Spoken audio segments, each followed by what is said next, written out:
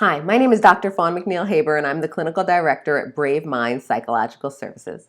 Today I want to talk to you about 5 ways to get your teen out of a bad situation.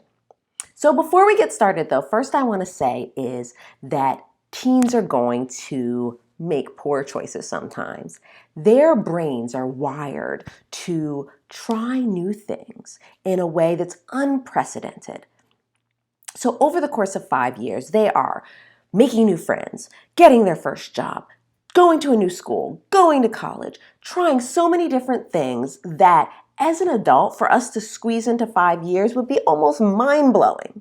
So their brains are wired to suck up the rewards of situations and kind of downplay some of the dangers. And this is what can get them into some trouble.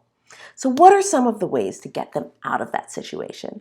First, know that they're going to get in trouble. Their brains are wired to be trying new situations. So this means that we as parents need to prepare to respond without shaming them and need to help them navigate these situations. 2, set clear rules and boundaries. Be the strict parent.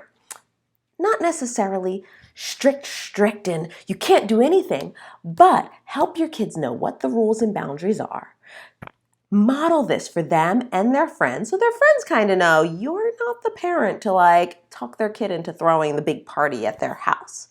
And their teen can kind of blame you for getting out of stuff because, my mom would just freak out. She's so uncool. Third, let your kids know they have options. So you want to teach your kids your values, what's important to your family, and how to stick up for them in a difficult situation. But you also want to let them know that they have options. So perhaps you don't really want your teen drinking. So one of your values might be no drinking at parties. You may want to teach them that there's a range of options for some teens, that no drinking versus getting completely blasted. Some teens opt to something in the middle to carry a drink around so that they're kind of not that kid left out. You can think of lots of different situations where you can teach your kids what are the gray areas where they can not seem uncool but also not abandon their values. 4, have code words. If your kid gets in a bad situation, they should be able to text you something that makes you say, okay, they need to come home. They need to get out of that situation without losing face.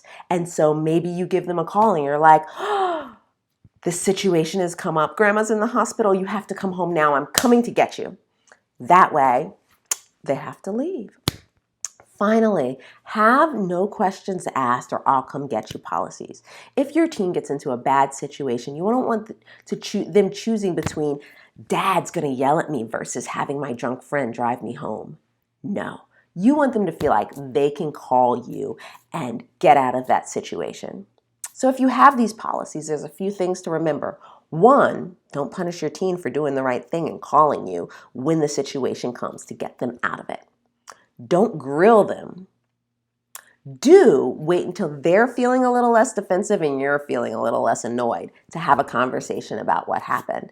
And finally, do problem solve with them about ways they can not get themselves in that situation again, because clearly if they're calling you, they didn't want to be in that situation.